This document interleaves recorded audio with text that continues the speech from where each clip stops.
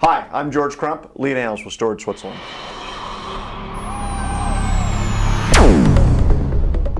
You know, one of the problems we see in the data center today is that people are starting to identify server-side SANs as a viable way to solve some of their storage problems. And the challenge, though, is that it's not perfect, and there's some things you need to be aware of.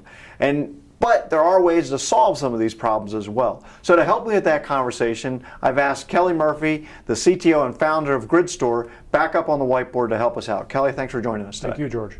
So the last time we were together, we talked about some of these problems that we have identified, and really high level, you can categorize them as wasted resources and inflexible scaling. Yeah. So let's quickly kind of review that, and then let's talk about how we might solve those problems. Okay. So just on the wasted resources, one of the things that we pointed out is that this architecture uses a three-way replica for protection. So if one of these fails or two of these fails, you've got a full copy of the data. So the problem with that is that you end up wasting a lot of resource in the process. So when an I/O comes down here, you write a replica, okay, and then it has to move two more of those across the network to somewhere else. So what's happening inside of that is a couple things. One, you've got 2x the network traffic.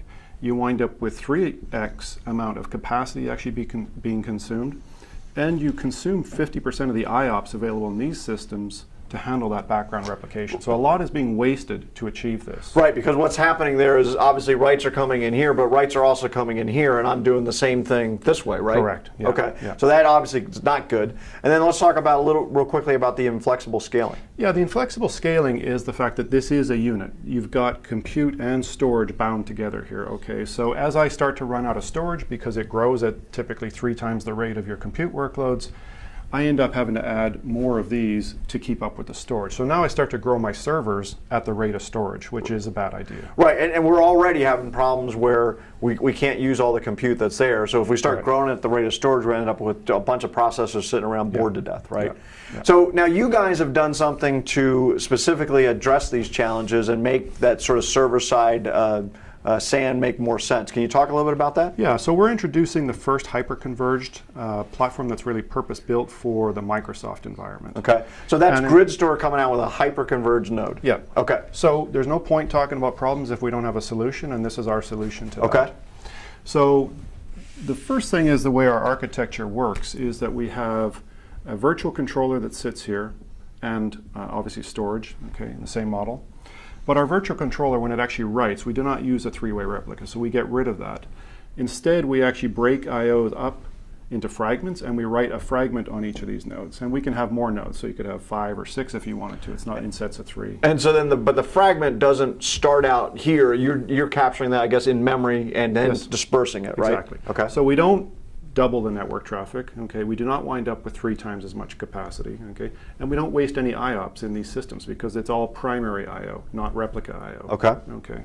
So that's the first thing. The second, when it comes back to this flexibility, is that, you know, if storage is growing faster, okay, I want the flexibility to be able to add storage nodes to this architecture. So this is where the true kind of elasticity comes into it, where if I need to scale my storage separately, I can. I just add blocks of storage here, and my pool, you know, which also these guys are part of, gets bigger.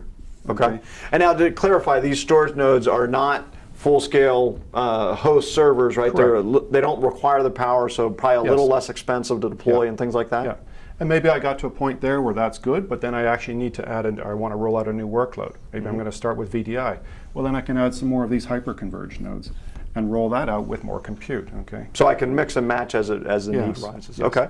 And the last aspect, if you think about this as an architecture, it has to fit into an existing infrastructure. Okay? Sure. Nothing exists in isolation. So if I did have, you know, other Windows servers out here or Hyper-V servers that were running on an existing compute platform, I want to be able to bring that into the pool as well. Sure. So again, because we're just software, we're not bound in this box, we can actually sit on these hosts as well and bring, you know, the kind of advanced in terms of the storage up to here as well. Okay, and you know, this is pretty common because a lot of times what we see this being is probably like a SQL environment that for one reason or another isn't going to be virtualized. So the ability to have that come in and share this storage pool is a huge value. And again, the value that we have with this virtual controller is that I can deliver precise amounts of I/O. So because I'm controlling all the endpoints of this architecture now, I can say if I want for that SQL Server to have 7,000 IOPS as an example, I can make sure that this virtual controller is delivering precisely 7,000 IOPS to that workload, even though it's physical.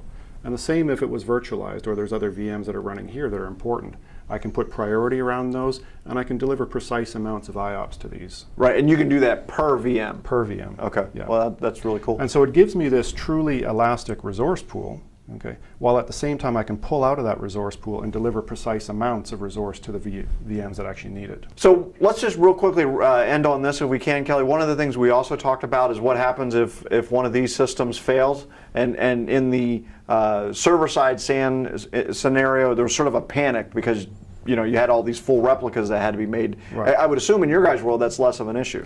Yeah, because again, because we've actually spread I/O across these, so if a disk went in there, we replace the disk. Everything else keeps running. It's a fault-tolerant system because as long as there's enough parts to put together, we can actually deliver back the I/O. And there's no disruption, there's no data loss or anything like that.